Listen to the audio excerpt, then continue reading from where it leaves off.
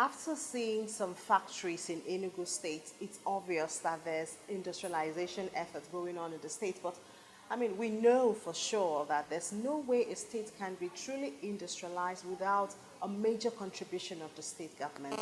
That's why we're speaking to the Commissioner for Commerce, who is directly in charge of this area in Enugu State. He's going to tell us the effort of the state government to industrialize Enugu State. Thank you so much for being with us on this program, sir. Good afternoon.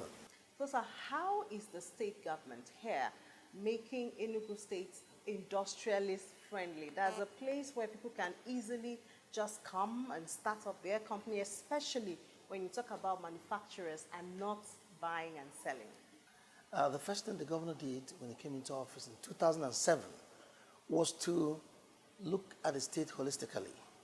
He knew that the total infrastructure was down, and for businesses to come, he needed to invest a lot in infrastructure.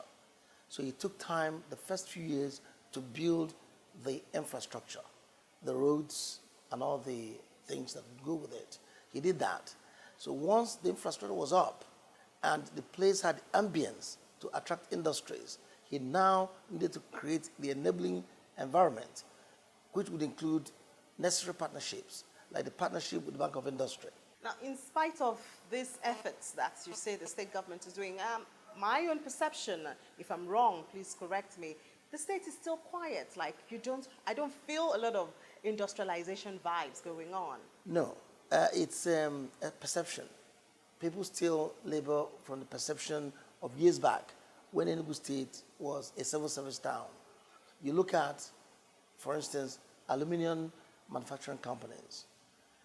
When you do an industrial audit, before the governor came into office in 2007, people would talk about Ohebedim, aluminum company Ohebedim.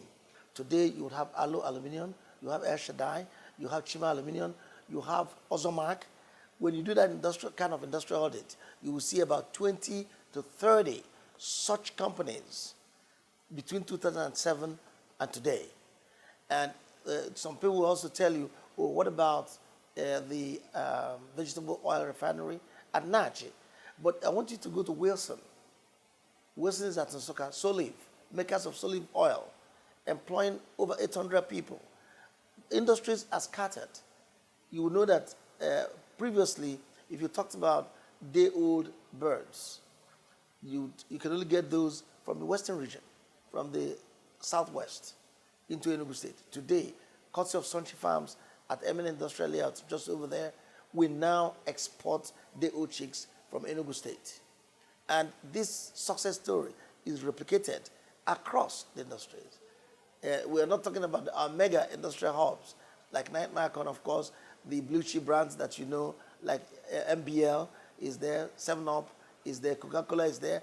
Now, La Casera drink, they're under construction. They've started their construction at Night Mile Corner. So you have various industries that are springing up here and there.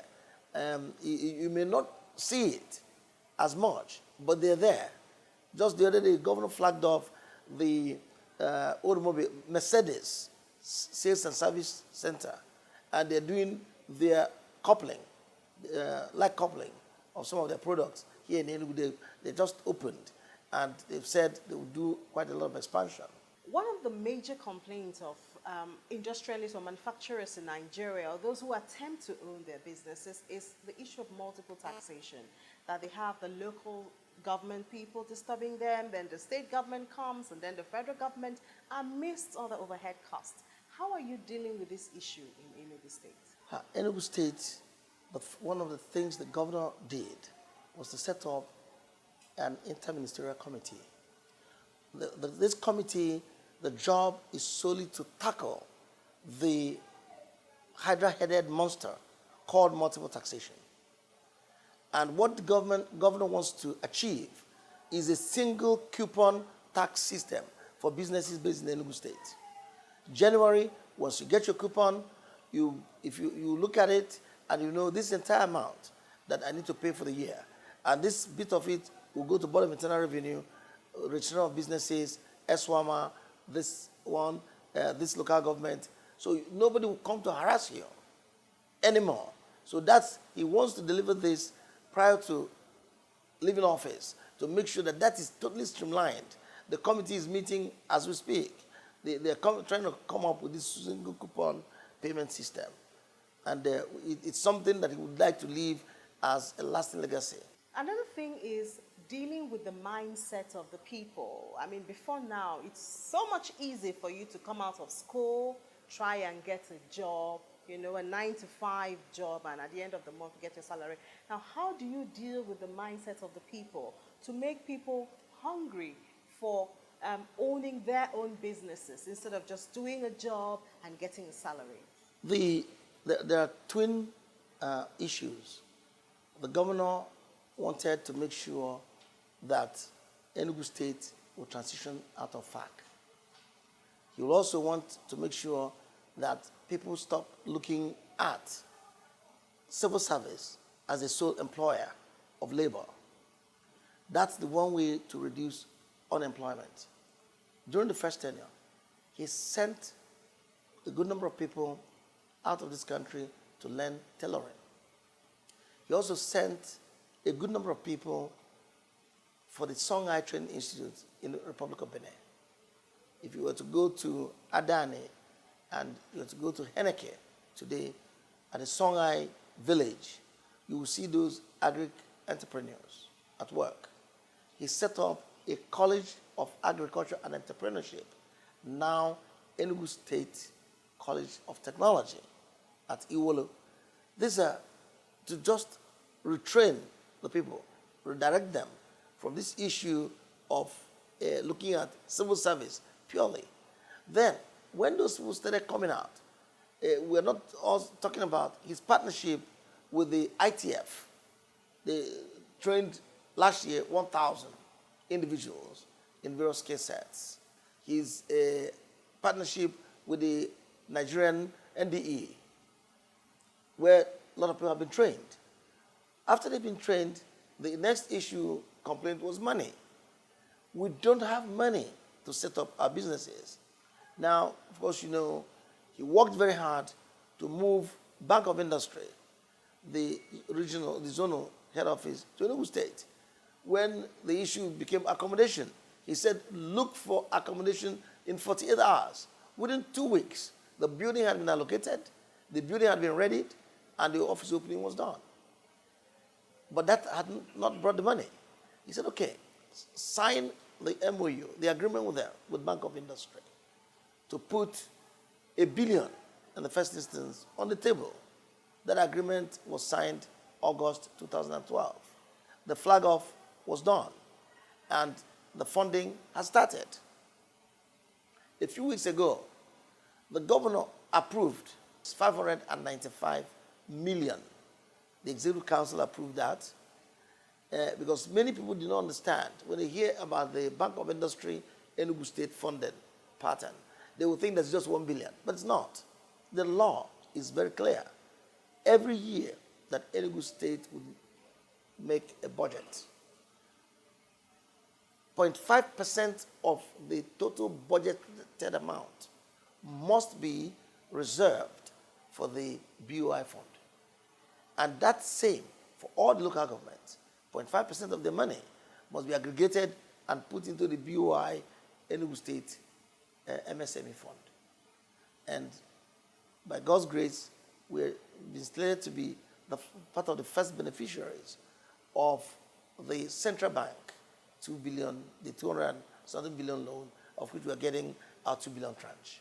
So these monies, the sensitization became very massive, that all the little industries and entrepreneurs, women and the youth, the subscription is in the thousands, being streamlined to make sure that this money would get to the right hands.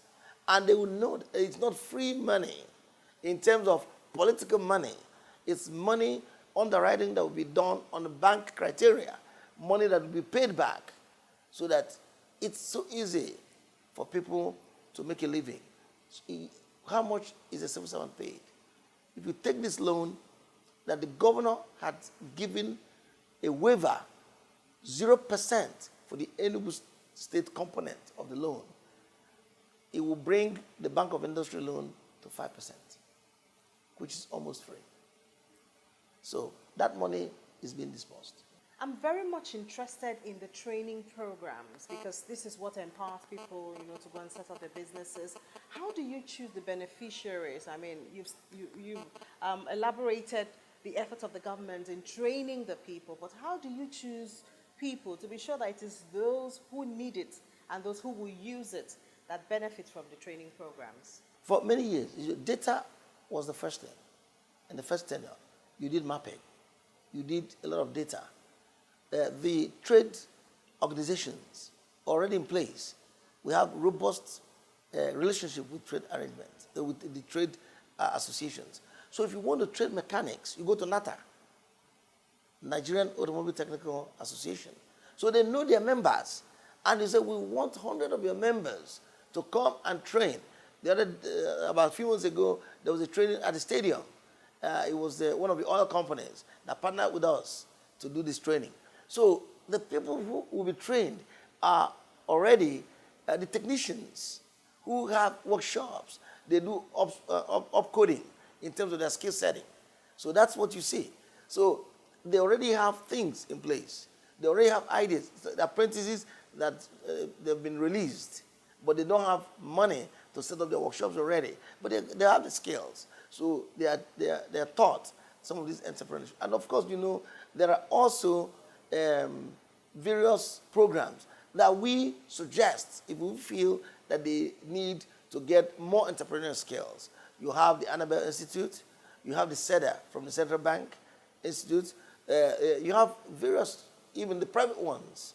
Then our own SME Center is now having inbuilt capacity to be able to guide and train and sift through all these things to know that the money will get to the right people with the right energy, with the right skill setting, so that the money will not be lost. In Nigeria, we largely still have a major part of the population residing in the rural areas. And we know that when it comes to issues of paperwork, it could be an issue. It could deter them from benefiting from such beautiful programs. So how do you carry them along and make them benefit from all of these packages that you have? Okay, that process is being streamlined because we have a fully equipped, robust SME center. And at that center, what the duty there is to assist even the barely literate, the illiterate, to assist them in filling these forms, gathering that information, asking them to package that information so that paperwork will not be any barrier to accessing the funding.